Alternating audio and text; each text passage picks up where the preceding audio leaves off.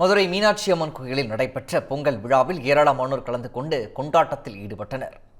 மதுரை மீனாட்சி அம்மன் கோயிலில் கோயில் நிர்வாகத்தின் சார்பில் 30 ஆண்டுகளுக்கு மேலாக பொங்கல் விழா கொண்டாடப்பட்டு வருகிறது.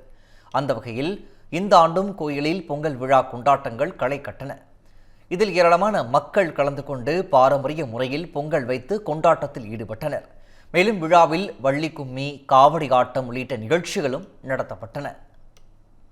தொடர் விடுமுறையை ஒட்டி தஞ்சை பெரிய கோயிலில் ஏராளமான பக்தர்கள் மற்றும் சுற்றுலா பயணிகள் குவிந்தனர். தஞ்சை பெரிய கோயிலுக்கு நாள்தோறும் ஆயிரக்கணக்கான உள்நாட்டு மற்றும் வெளிநாட்டைச் சேர்ந்த சுற்றுலா பயணிகள் வந்து செல்கின்றனர். தற்போது பொங்கல் பண்டிகை மற்றும் தொடர் விடுமுறையின் காரணமாக ஏராளமான சுற்றுலா பயணிகள் மற்றும் பக்தர்கள் குவிந்தனர். தொடர்ந்து பெரிய கோயிலின் அழகை கண்டு ரசித்து புகைப்படம் எடுத்து மகிழ்ச்சி அடைந்தனர்.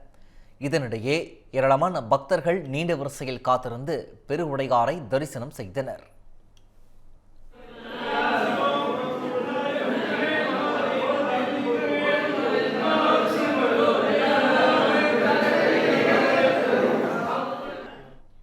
விடுமுறை தினத்தை ஒட்டி திருவண்ணாமலையில் உள்ள அண்ணாமலையார் கோயிலில் பக்தர்களின் கூட்டம் அலைமோதியது. அக்னிஸ்தலமாக விளங்கும் இந்த கோயிலில் பல்வேறு பகுதிகளில் இருந்து சுவாமி தரிசனம் செய்வதற்காக பக்தர்கள் வருகை தந்தனர். அதிகாலை கோயில் நடை திறக்கப்பட்டு சுவாமிக்கு அபிஷேகம் மற்றும் சிறப்பு பூஜைகள் நடத்தப்பட்டன. வார விடுமுறையை ஒட்டி வெளி மாநில மற்றும் வெளி மாவட்டத்தில் இருந்து வருகை தந்த பக்தர்கள் நீண்ட வரிசையில் காத்திருந்து சுவாமி தரிசனம் செய்தனர். கூட்டம் அதிகமாக காணப்பட்டதால் அம்மணி அம்மன் கோபுரம் வழியாக அனுமதிக்கப்பட்ட பக்தர்கள் திருமஞ்சன கோபுரம் வழியாக வெளியேற்றப்பட்டனர்.